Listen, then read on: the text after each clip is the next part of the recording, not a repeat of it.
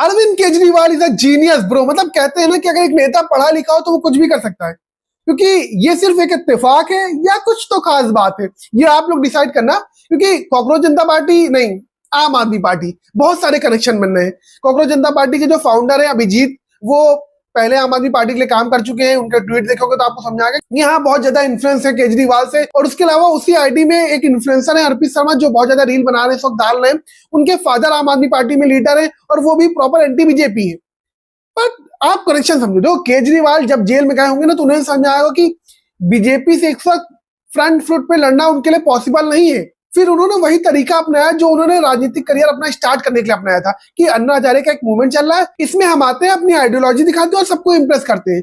अब केजरीवाल जब जेल से बाहर आए तो उन्हें समझ में आया कि देखो, बीजेपी का कुछ गलती करे और उनको मौका मिले, तो बीजेपी ने करा।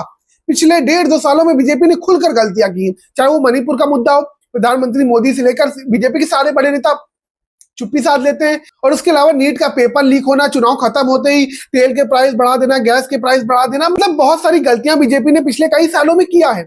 और उन पर सवाल उठाना बिल्कुल सही है, सबको उठाना भी चाहिए, चाहे वो सरकार हो या विपक्ष हो, कोई भी गलत करे उस पर सवाल उठाओ।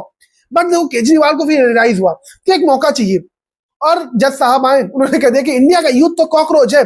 फिर इस मौके को इस पार्टी ने भुनाया, कॉकरोच जनता पार्टी बनाई। अब डायरेक्ट लिंक है कि नहीं ये नहीं पता, बट ये ऑब्जर्वेशन है कि कनेक्शन बहुत सारे हैं। और केजरीवाल की जो आइडियोलॉजी ना, कि पढ़े लिखे हैं, उन्हें पता है कि इस वक्त इंडिया का यूथ बेबाक है, वो गलत के खिलाफ आवाज उठाएगा। अगर इस यूथ की आवाज को बुलंदियां अपने कंधों पे लेके कि हम हैं आगे, हम हैं आगे करेंगे, तो इन्फ्लुएंस होंगे, और वही हो रहा है। कॉकरोच जनता पार्टी का ट्विटर अकाउंट इस वक्त इंडिया में बैन हो चुका है, इंस्टा आईडी अभी चल रही है, बट ये लड़ाई बहुत तेज चल रही है, क्योंकि फॉलोअर्स के मामले में तो कॉकरोच जनता पार्टी आगे चली गई, बट फॉलोअर्स से सच बताओ तो जमीनी स्तर पे कुछ बदलता नहीं है। बट कोई पार्टी अगर इतना खड़ी हुई ना, तो हिला के तो चली जाती है। बाकी आप लोग बताओ, क्या केजरीवाल का कोई कनेक्शन है या सिर्फ ये सिर्फ इत्तेफाक की बात है?